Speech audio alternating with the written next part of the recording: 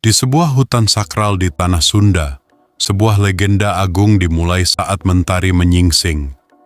Di antara dedaunan, Lutung Kasarung dengan kebijaksanaannya mengawasi hutan itu.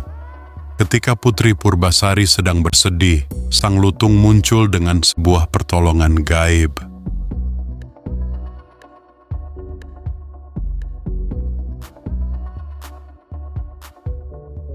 Dengan kekuatan sakral, ia bertransformasi menjadi pangeran tampan. Bersama, mereka memimpin kerajaan menuju hari yang lebih cerah dan damai.